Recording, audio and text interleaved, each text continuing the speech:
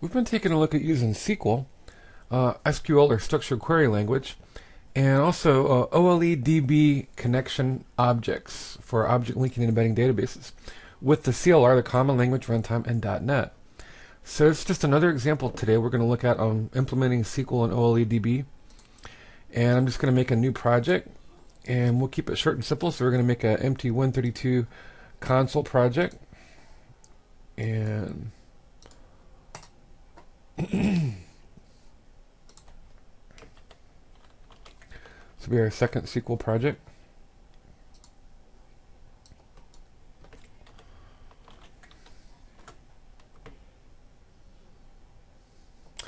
And empty project.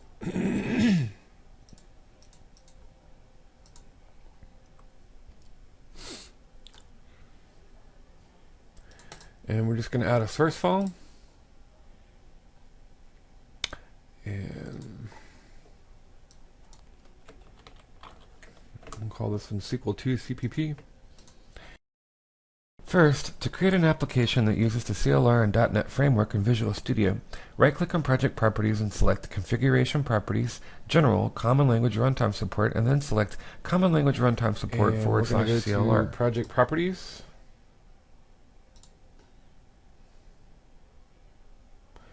And we're going to go down to the Common Language Runtime Support and select Common Language Runtime Support / CLR.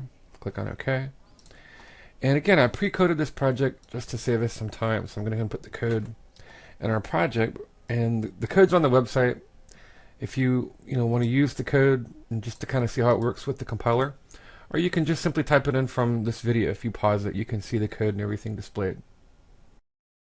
Previously in part 1, we created a global OLE-DB connection object. Here in part 2, we will create one within a function and pass it to other functions by reference.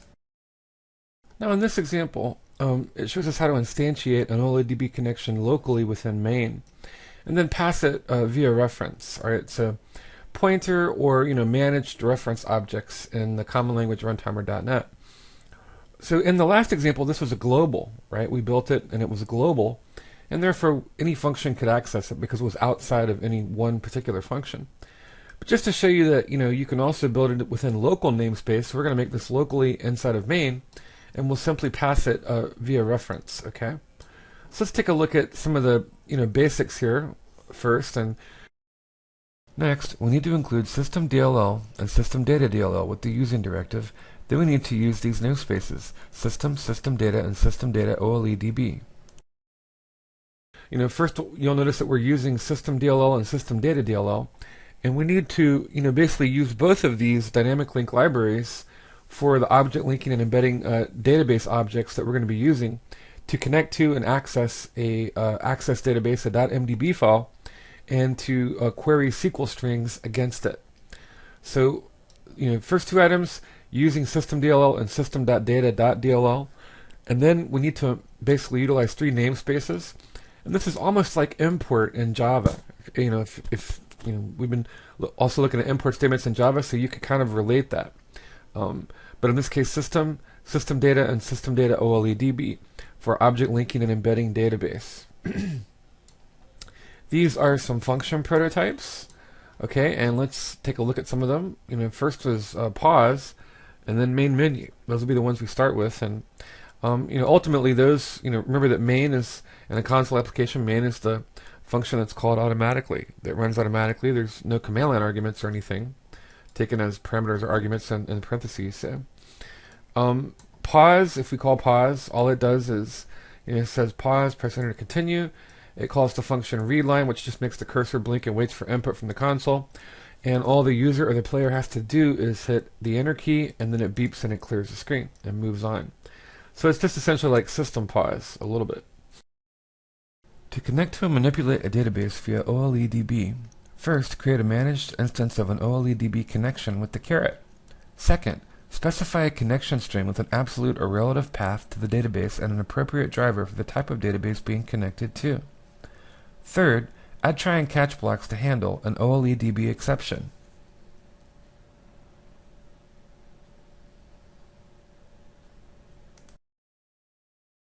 Fourth, call the open method on the OLE-DB database connection.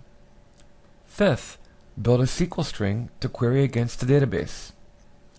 Sixth, build an OLE-DB command object and pass your OLE-DB connection object and SQL string to its constructor. Seventh, build an OLE-DB reader object and assign to it the return value of the executeReader method called on your OLE-DB command object. Eighth, call the appropriate OLE-DB reader method. For example, to read through an entire database, you would use read inventory read while read evaluates to true if read inventory was an instance of an OLE-DB data reader. Some other useful OLE-DB reader methods are getFieldType, which gives the field type of the records column, getName, which gives the column field's name, getInt32, which reads an integer value from the database, getDecimal, which reads a float or decimal value from the database, and getString, which reads a string from the database. These methods take the column number as an argument. Finally, when you are done reading from and manipulating the database, close your OLE-DB reader and OLE-DB connection objects. If main is what happens automatically, then what happens inside of main? Well, we build an OLE-DB connection object. We're going to call it DB connection. The caret means, it's like a pointer. It's a managed CLR or .NET object, a reference to an object. And GC new instead of new, again, it means that it's managed, so it implements garbage collection. No need to call delete on these objects. Okay, so the caret and GC new is sort of a CLR .NET kind of thing there. But otherwise, we're just instantiating or building an instance of the OLE-DB connection class on the heap or the free store. And then once we do that, we're going to set a data member, the connection string, the SQL connection string, or database connection string. So our instance name, DB connection, the arrow connection string. And whenever you're interfacing with Access, it's always going to be the Jet OLE-DB driver. So Microsoft Jet OLE-DB 4.0, that's typically the driver you use to interface with Access. And the data source, this is a relative path, not an absolute path. So it's just going to be, it needs to be, if you path it this way, and I didn't do, C:\\/ subdirectory / subdirectory, whatever, using an absolute path. If I do it this way, then I have to just make sure that the database file is in the same folder as the binary executable, or it's in the same folder that I'm testing. And typically that's going to be, the project name, a subdirectory with the same project name, and then a third subdirectory with the same project name. And that's where you'd want the Access database file to be. So there's a connection string. It connects to that object. And then we're going to go call the function main menu, which is sort of the main program loop. It just runs, giving the user, the player, all their choices. And we need to pass in DB connection. And we don't have to use an ampersand, address of operator, or anything like that, because it's already a pointer. So we're passing it by reference. It's already a pointer to an object that's built on the heap or the stack. This being the caret, so not the typical standard C++ ANSI pointers we're used to with an asterisk, but a managed object, nonetheless, that's on the heap. So that goes in as a pointer, and then from there main can take it, and main will do what it wants to do. So let's go down to main. And main menu just displays the menu choices. What are they? A read operation, basic read, just to open the database and go through all the records row by row by row and read all the columns to fields. A sort operation, so that we can look at sorting data and ascending, descending order, different ways of sorting through it. And then a find operation, so we can do searches through the database. And we're just going to build different SQL strings and queries, based on different variables, or whatever the user decides to search for, or whatever field the user decides to search in when they call that function. So we display the menu choices. Remember, a menu is basically just three parts. You display the choices, you have to take input from the user, and then you have to process it in a switch. Now, why did we use a string instead of a character? We could have, because we're only switching on one, but to make it more forgiving, we're using a whole string. And that way, if they type out the whole word or a phrase, it won't overflow, a single character. If we didn't do that, when we used a single character, yeah, we might save memory, but things could happen. Our program could crash, or it could unnecessarily loop if they typed out basic read instead of just hitting the B, even though all we care about is the first character. So this just gives us a little bit of bulletproofing, or the ability to handle more than one character. Although we do take input in as a string, all we really care about is the first character. So our menu, the while true loop, the sentinel value is just going to be Q. And that's the first element, or the first character in our string here, the answer string. Remember that a string is just an array of type character, essentially, with additional methods and functions. It's glorified, but essentially, of all the different kinds of strings, ultimately you can reduce them to a series, an array of type character. And so because of that, we can index it with a subscript value. Now here we're just converting it to lowercase because we don't want the user to have to worry about whether it's capital or lowercase, make it a little bit more friendly. We're switching on it. We're going to go call basic functions if they decide on a valid choice. And then one more little bit of error handling or bulletproofing, we have to add a default to our switch. Let's say that they type in supercalifragilistic. Well, in that case it would call sort, but let's say that they type in apples and pears or something.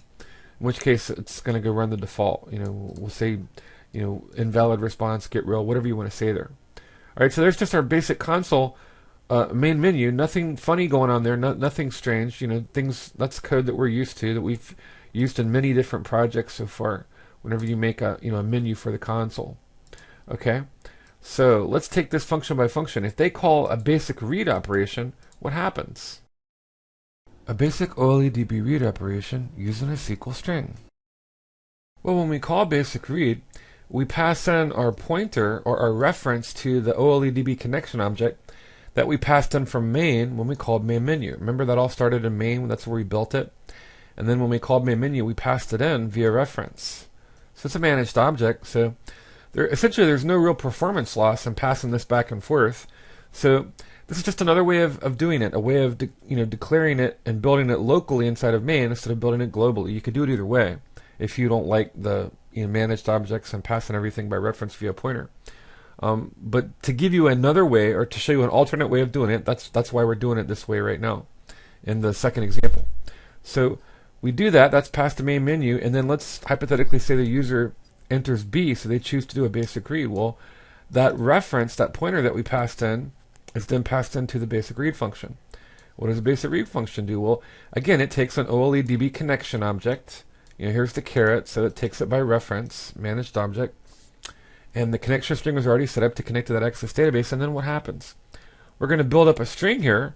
We're just console write line. We're going to display in the console, hey, here's a basic read function, so the user can see what's going on, give them a little bit of feedback. And then we're going to build up a SQL string here. And it's, SQL is a very simple language, so it's just saying select, these are field names, ID, name, quantity, and price. And you can think of a field as a column and, a record as a row. All right, so you have, our records you could also think of as instances of classes. The table itself would be the class or the blueprint. Each record of, of the table would be an instance of the class with all of the field data inside of it. Different ways, and, you could talk about semantics and things and play with words, but ultimately we use different names to mean essentially the same idea when we talk about database terminology. So what we're saying is select the fields, all right, or the variables, the private member data, ID, name, quantity, and price from the table inventory or the class inventory if we wrote an inventory object, a class. Okay, and then once we do that, we have the string set up, and we have a pointer to the OLE-DB connection object.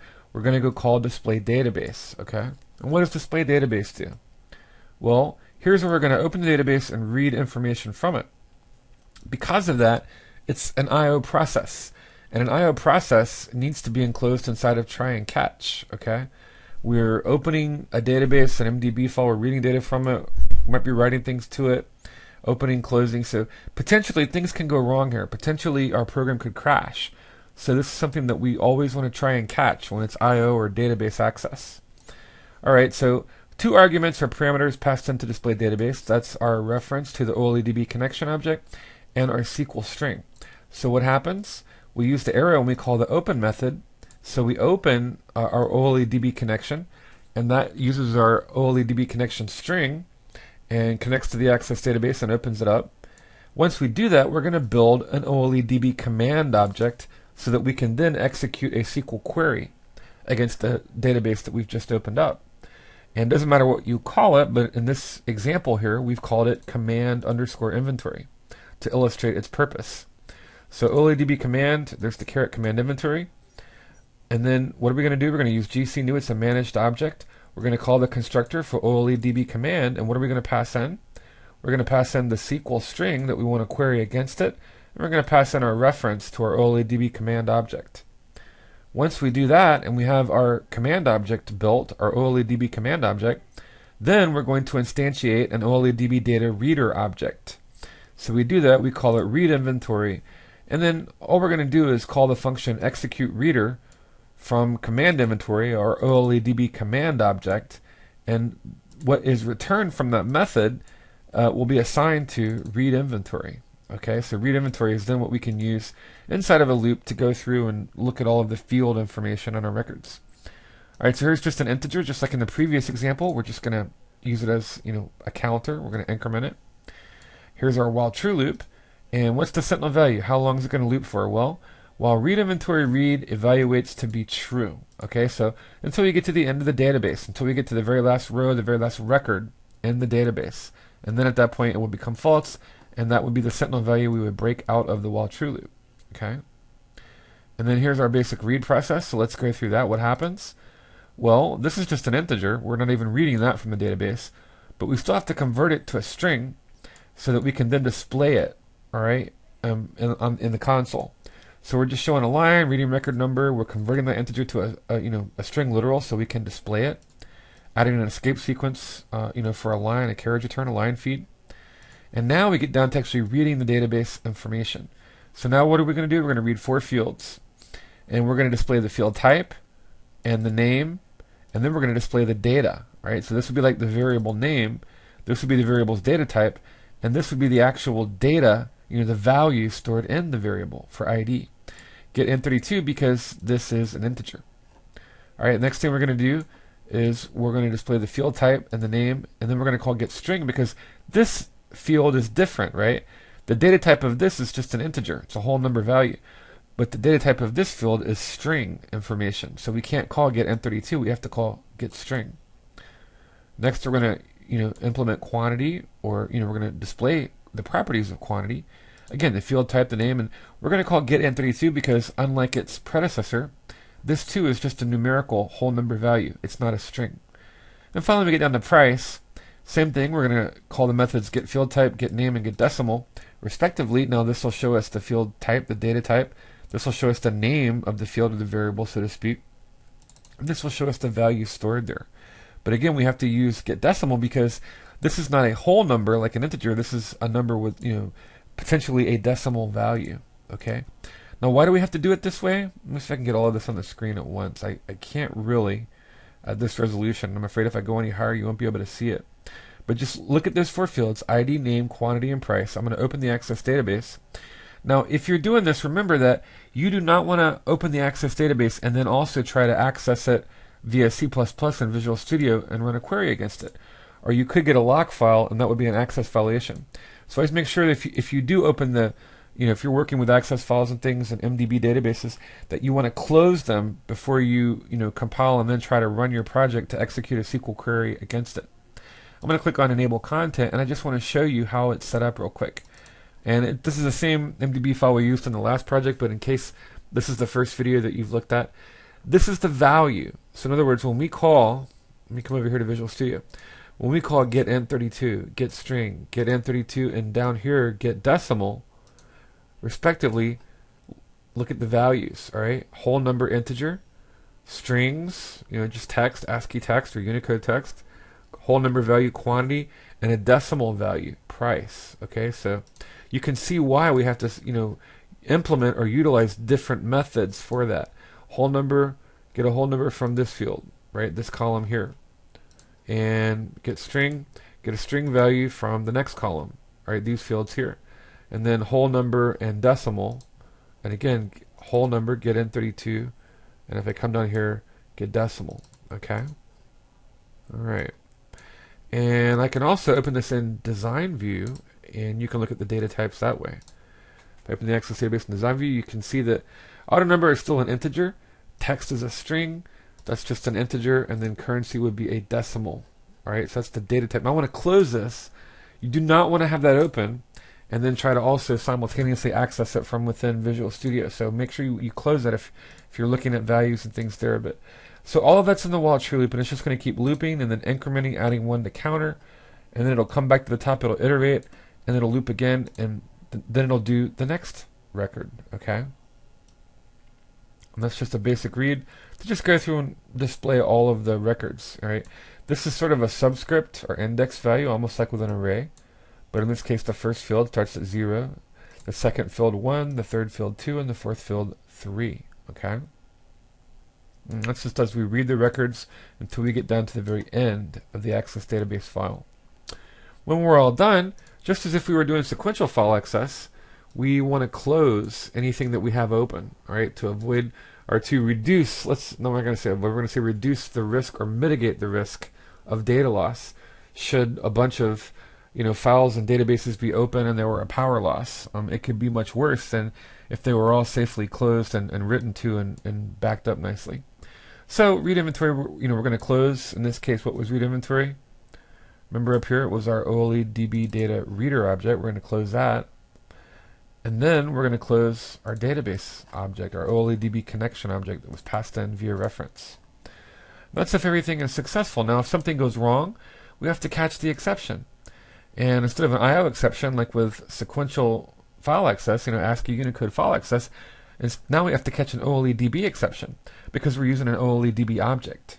Okay, and then it doesn't matter what we call the pointer or the reference, but we could call it a problem.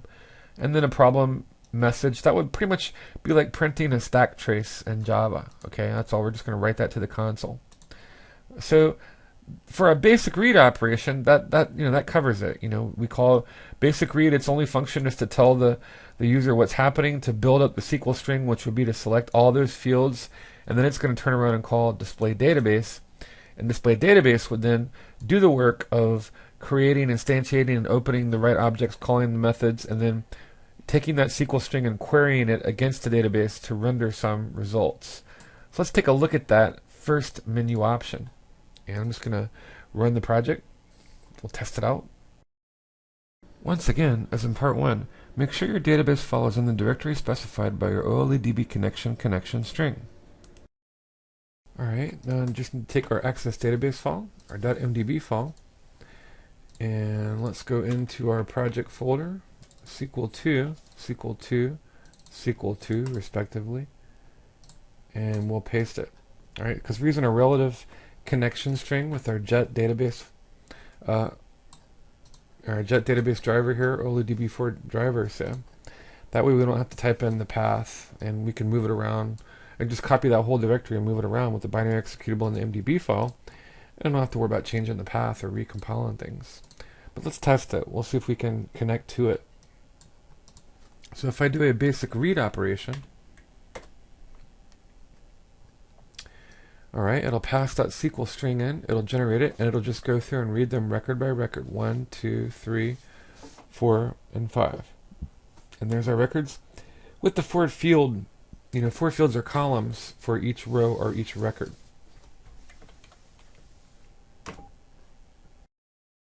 An OleDb SORT operation using a SQL string. Alright, now let's take a look at the next function. And if that was basic read, now we're going to do a sort operation. And that just calls the sort function. And again, it passes in our managed reference to our OleDb connection object. So let's go down and find sort. And what happens here? DB comes in as a reference. We have 2 strings here, an action to build up a SQL string, and a choice for menu choices, what to do. We have a basic menu here, just like I did with main menu. And we're going to ask them, well, what do they want to do? Do they want to sort by ID, name, quantity, or price, or do they want to exit? We have to take some input to get their choice, and we'll implement or we'll use the choice string or the string choice to process that decision. We only need the first character after we bulletproofed it a little bit and converted it to lowercase. So of the 4 valid cases, I, N, Q, and P, the 4 valid fields there, for ID, name, quantity, and price. Okay, and then based on what they select, we're going to use the other string action to build up a SQL string. And to build up the SQL string, we're just going to implement or use the SQL command select the 4 fields, ID, name, quantity, and price, from the table name, inventory in this case, all the way down, and then order by. Well, all of this is the same. The only part of the string that's different is by ID, or order by name, or order by quantity, or order by price. And SQL is a very simple language, but that's how you do that, or that's how you execute different queries that you sort with utilizing structured query language. Okay, so once we build up the string, all we have to do is call display database, and we simply pass in our reference to the OLE-DB connection object and our SQL string that we've generated. And again, display database takes care of the rest. We already looked at how that works. So the string goes in, the SQL string, and then once it does, we execute it. We call execute reader on our read inventory, and we just go through and loop and find all the items that would match that string, and they would be ordered or sorted by whatever field that we decided to sort by using the SQL order by command. Okay. The last function that they're going to, or that they might choose is a find operation, basically a search. So what happens if they do that? Now this needs to be a little bit more dynamic, whereas this could simply be coded out order by, and we could change it to the field name. We're not sure what they're going to search for, so we have to take some input. But a similar process is happening. We're going to have two strings, one for menu choices and one to hold what they type in, what we're going to search for. And then what are we going to do? We're going to display their menu choices. Once they make their choices, we have to process them in a switch statement. And let's say that they choose the first one, ID. What's it going to do? It's going to read line. Well, read line will give us some string data. Normally, if we were going to use this in a program somewhere with integers or doubles or some numerical form of data, we would have to convert it, or we'd have to parse it and convert it with a convert function. But we don't have to do that because SQL, right? it's all ASCII text. It's all a string essentially. So all we have to do is take in what they type in as ASCII data, although it's going to be a number, ID 5, ID 10, ID 15, whatever. We're just going to concatenate it with the string function concat to our SQL string. So in other words, if they search, let's say they type in the ID 7, that comes in, it's going to be processed, it's going to say select ID name quantity price from inventory, the inventory table where ID is equal to, and then 7. It'll concatenate that, and all of that will become the string action. Then it's going to go call display database and pass in the OLE-DB connection object and our SQL string. Now what if they choose name? Same thing, we read line, name, and then we're just going to concatenate name to the SQL string. So let's say they type in Charles. It would be select ID name quantity price from the inventory table where name equals Charles. Once we are done concatenating the strings together, and then we call display database and pass in the OLE-DB connection object and the SQL string. Okay, and we're just invalidating down here choice with the tilde, and by doing that, it keeps it looping unless they specifically decide that they want to exit, and that would be the X, the value X there. We could do Q for quit or whatever. All right, let's say that they choose quantity. In this case, same thing. Even though it's a numerical value, we don't have to convert it. It comes in as a string, and we're just going to concatenate it as a string. Let's say that they're looking for quantities of 25 or more. Then the SQL string that would be built would say select ID name quantity price from inventory where quantity is equal to 15, or excuse me, 25. I said 25. Last one, the price. And in this case, this is more along the lines of a float or a double. There's a decimal value here. But it's the same thing. It's still all string data. So we're just going to read line, get a string. We're going to concatenate it. And let's say that the price were, $5.25. Select ID name quantity price from inventory where price is equal to 5.25. And we just concatenate the whole string together. When we're done, we'd pass the OLE-DB connection reference and the SQL string into the display database function. And we're simply going to invalidate choice, so we loop again, unless they explicitly choose X to exit out of the while true loop. And those are all those functions there.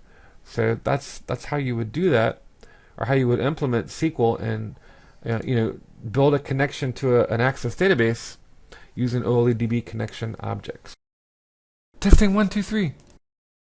Let's test our sort function out with our SQL strings down here using the SQL order by different fields.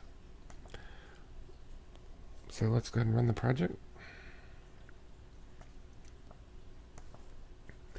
And we're going to choose the sort function, and we'll try just different fields.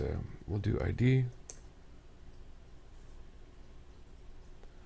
in which case if we look sequentially, if you look at the field value under system ID 1,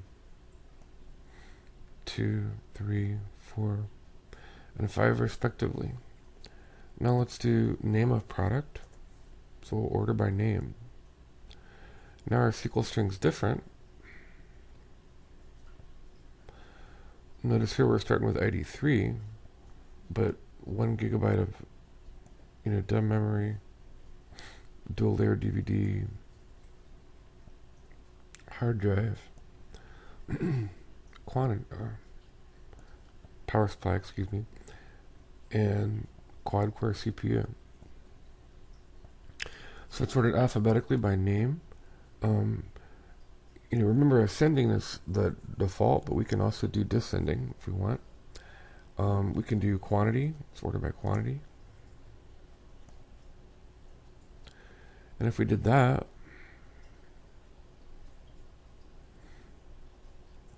in this case 45, 50, 100, and 100, and 200. Alright, again in ascending order. And let's look at price. So here's a SQL query string for price. $40, $50, $50, and $100, and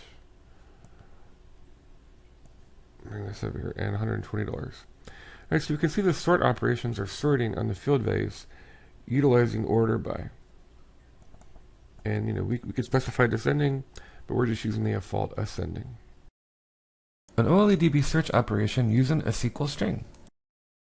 Now let's test our find function. And remember here we're building up a string. We're simply concatenating it to whatever the user is looking for. So select those 4 fields from the inventory table where ID is equal to, and concatenating to that, to the SQL string. Alright, and by default, it's in ascending order if there's more than one record. We could also specify order by, and specify descending. Let's test it. So this time we're going to perform or choose the find function to do a find operation. And we'll just go down the list here. Let's look for, ID 4. Alright, and here's record 1. There's the record with ID 4, okay? Hard drive 1 terabyte. Let's look for a product by name, so power supply. I look for a power supply, okay? And here's our first record, ID 1 and power supply. Let's look for a quantity of product. Do we have any products where we have 50 as quantity? And so in this case, ID 2, quad core CPUs, and 50. And finally, let's look at price.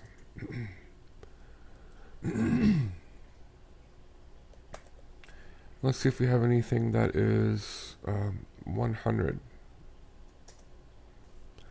In this case, ID 4, and that's our hard drive 1 terabyte, and it's $100.